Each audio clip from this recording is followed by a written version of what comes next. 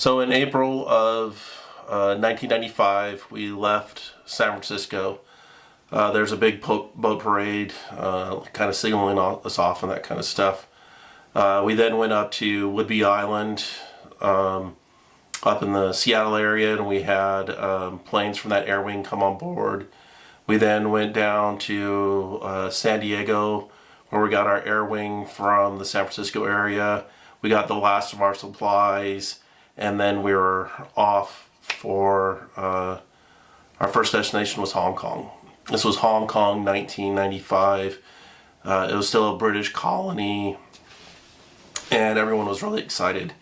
We then, when we left San Diego, we had about 30 days out at sea. We were doing drills all the time for the ship. We were doing drills for the reactor area. In the reactor area, we would do drills for steam leaks, fires, electrical fires, saltwater contamination in the steam generators. We would have oil spills, loss of steam in certain equipment. We were doing all these things to simulate what could go wrong and how do we prevent all that kind of stuff. The air wing, they were doing all their qualifications for all their planes. They were doing touch and goes. The Sea Whiz was all getting qualified and everything. Before we got to the war zone, which was the Persian Gulf, we had to do all these qualifications to say that we were ready to go. It took us about 30 days. So now we're in early May or something like that, and we finally get to Hong Kong. And if you've never been to Hong Kong, it's one of the most beautiful cities like in the world. Unfortunately, at that time, they also dumped a lot of their trash in the harbor, and it wasn't the cleanest of water. And at that time, we would the aircraft carrier would come into the harbor in Hong Kong, anchor, and then there'd be like these water taxis that would take you then into the city. And Hong Kong, I've never been there, but we had some senior guys and they would show the junior guys around. Some of the guys even went off to Macau. You had to have your passport with you, but they went off to Macau where they can go off gambling over there. And it was just amazing. I think that at that time there was like 10 million people in this very densely populated area, but it still had some British colony stuff. There's like British pubs, there's a lot of British restaurants, and it was like this mix of East and West, and it was like a really cool time to be there. It was great for shopping. I had a tailor-made suit. I got my dad a silk kimono. I bought jade jewelry for several of my family members. I got all sorts of clothing for other people around there. Guys were buying complete sets of china, and it was all so cheap compared to what you'd have in the United States. Custom-made shirts for $10 US or something like that. The other thing that was a lot of fun was none of the prices were fixed, and so you could like bargain on what you're going to pay for your suit or anything else like that. It was a lot of fun. They had some dragon boat races for us there while in Hong Kong, and it was a lot of fun being in Hong Kong. So our next, the other thing, our last day there, everyone's partying really hard and that kind of stuff, and a storm kind of comes in, and we're having 2 foot to 5 foot swells in the harbor. And like I said, we have these ferries that taxi ferries that are bringing people back into shore, and they've had a little bit too much to drink. And you're supposed to be in the Navy and be used to the sea, but on an aircraft carrier we don't move too much with the waves and stuff. And there's so many people just puking overboard as we're trying to come back in. And it was a fun time to see all these people come back in that last night. So we're leaving Hong Kong, and our next destination is Singapore. And Singapore's a little bit more wealthier than Hong Kong, but it's also really strict. There's no chewing gum there. There's no spitting in public. There's no like public display of affection. You had to be modestly dressed, all that other kind of stuff. This is like 1995, and it was a good mixture of like you go through the city and you'd see Hindu, Muslim, Christian churches, mosques, that kind of stuff around there. It was a great city to be in. It was probably the cleanest large city I've ever been in. I didn't see any dirt, graffiti, nothing while riding around the subways. The people were so friendly. They wanted to know about us. And it was a really good time. We even went to like a local amusement park there in Singapore. It was a lot of fun to be in Singapore, but it was hot and it was humid. And I was like, man, if we were here in July or August, I don't know if I'd be able to take it. It was just that hot. We had, it was kind of funny. We went to a movie and it was like PG-13, and it had like a kissing scene, I guess, or something like that. And they cut out about 2 or 3 minutes out of the movie. I don't remember which one it was, but you're like, what happened? It's like we're not even in the same scene anymore.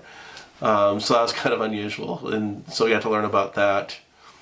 After we left Singapore, our next destination was the Persian Gulf. So we're still doing drills, and then we finally got qualified to go into the Persian Gulf. And I think our first stop in Dubai was like late May or something like that.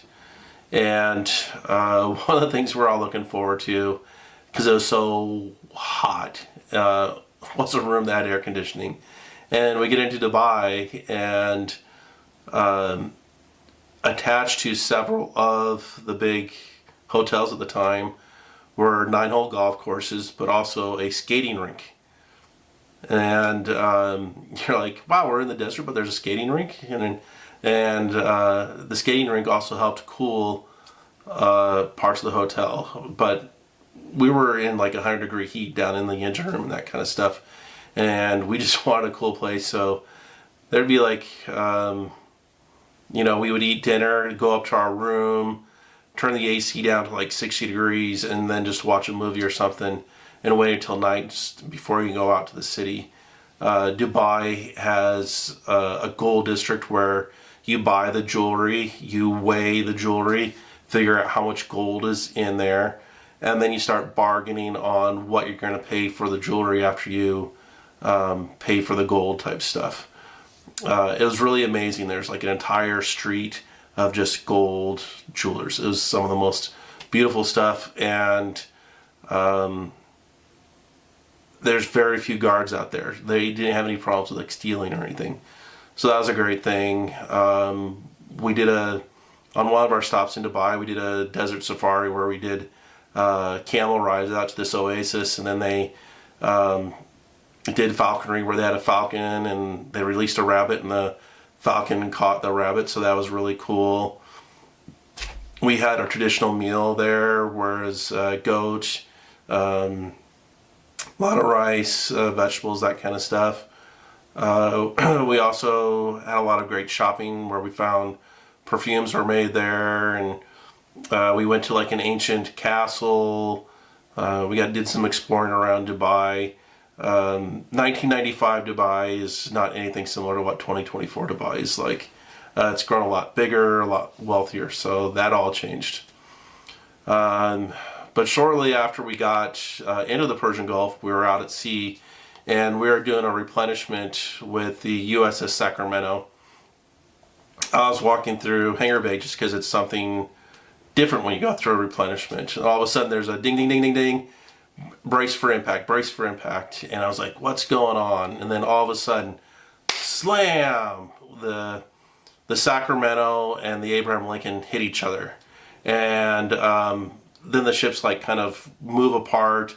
There's all these lines for replenishment, and they all like break and the ships separate. Turns out the Sacramento lost rudder control and ran into us. So to the Sacramento, almost the entire bridge was wiped out. I don't remember if anybody died. I just can't remember. It's over 30 years ago. To the Abraham Lincoln, we had part of our bridge taken out.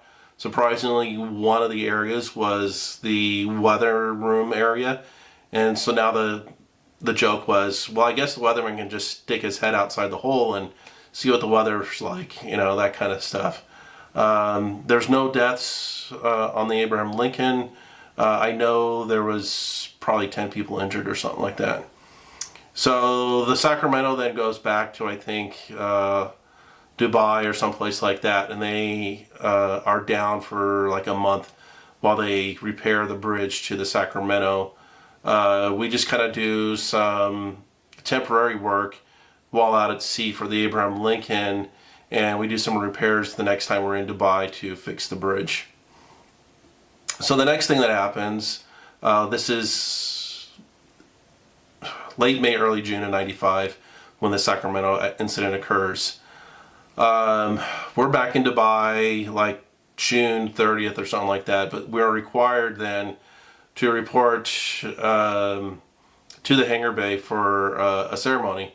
And on July 1st, 1995, the 5th Fleet is recommissioned, and the 5th Fleet is just for the Persian Gulf.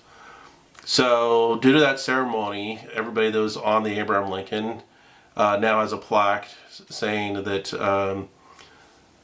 the 5th Fleet is recommissioned and you are now a plank holder on the Abraham Lincoln.